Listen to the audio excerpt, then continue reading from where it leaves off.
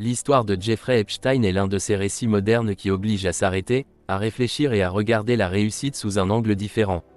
Pas pour s'attarder sur les scandales ou les détails malsains, mais pour comprendre comment une trajectoire extérieurement brillante peut cacher une chute morale profonde, et surtout pour identifier les pièges invisibles que beaucoup de personnes ambitieuses pourraient rencontrer à différents niveaux de leur vie. Epstein n'est pas une leçon sur l'intelligence ou l'argent, mais une leçon sur les limites, l'éthique, l'illusion du pouvoir et les dangers d'une réussite sans boussole morale. La première leçon essentielle est que la réussite financière, aussi spectaculaire soit-elle, ne protège pas contre l'effondrement personnel.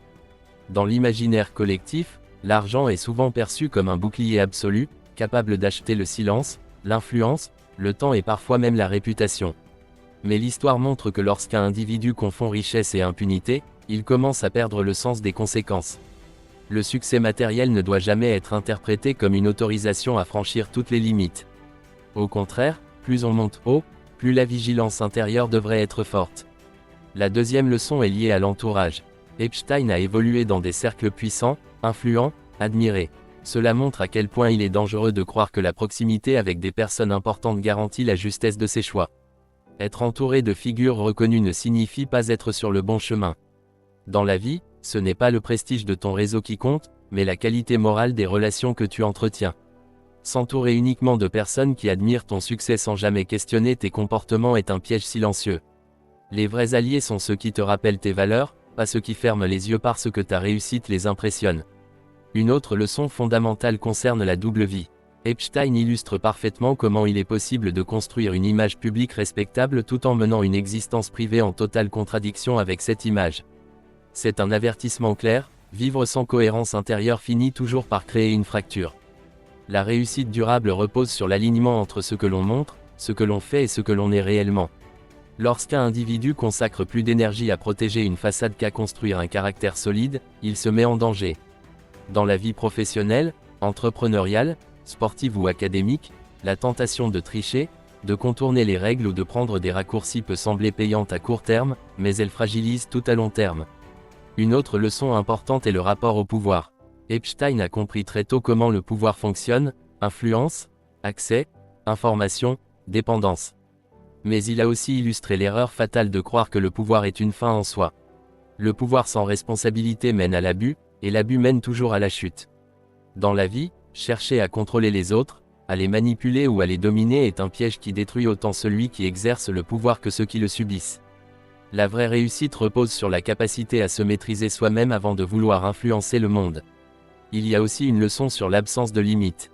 Epstein est l'exemple extrême de ce qui arrive quand une personne refuse toute contrainte, toute règle, toute frontière. Or, les limites ne sont pas des obstacles à la liberté, elles en sont la condition. Les limites protègent l'individu contre ses propres excès. Dans la vie, savoir dire non à certaines tentations, même lorsqu'on en a les moyens, est une force. L'autodiscipline est bien plus puissante que l'autorité extérieure. Une autre leçon cruciale concerne la confusion entre intelligence et sagesse. Epstein était perçu comme intelligent, cultivé, stratégique. Mais l'intelligence sans sagesse est dangereuse. Elle peut servir à justifier l'injustifiable, à rationaliser de mauvais choix, à construire des systèmes complexes autour d'erreurs fondamentales. La sagesse, elle, impose l'humilité, la retenue et le respect de principes non négociables. Pour réussir dans la vie, il ne suffit pas d'être malin ou habile, il faut être droit. L'histoire d'Epstein montre aussi le danger de l'isolement moral. Lorsqu'une personne se coupe progressivement des normes communes, persuadée d'être au-dessus des règles, elle entre dans une spirale où plus rien ne la ramène à la réalité. Dans la vie, rester connecté à des repères simples, le respect, la dignité, la responsabilité, est essentiel, quel que soit le niveau de réussite atteint. Une autre leçon importante est la gestion du secret. Les secrets, lorsqu'ils concernent des comportements contraires aux valeurs humaines, deviennent des poisons. Ils obligent à mentir, à manipuler, à contrôler, à se méfier de tout le monde. Une vie bâtie sur des secrets lourds est une vie sous tension permanente. La paix intérieure ne s'achète pas, elle se construit par la transparence et la cohérence. Pour les entrepreneurs, les travailleurs et les étudiants, cette histoire rappelle que la réussite ne doit jamais être dissociée de l'intégrité. Les diplômes, les entreprises, les performances ou l'argent perdent toute valeur lorsqu'ils sont obtenus ou utilisés sans respect des autres. Pour les jeunes en particulier, c'est un rappel puissant, ne confondez jamais admiration sociale et valeur réelle. Une personne peut être applaudie aujourd'hui et condamnée demain. Ce qui reste, ce n'est pas la réputation, mais les actes. Une autre leçon est le rapport au temps. Epstein a vécu comme si demain n'existait pas, comme si les conséquences pouvaient être indéfiniment repoussées. Or, le temps est toujours plus patient que l'homme. Il finit toujours par révéler ce qui était caché. Construire sa vie en pensant uniquement au présent est un piège majeur.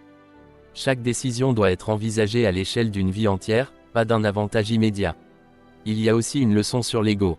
L'ego démesuré est l'un des ennemis les plus silencieux de la réussite saine. Lorsqu'on commence à croire qu'on est spécial, intouchable ou différent des autres, on s'éloigne du réel. L'humilité n'est pas une faiblesse, c'est un système de sécurité.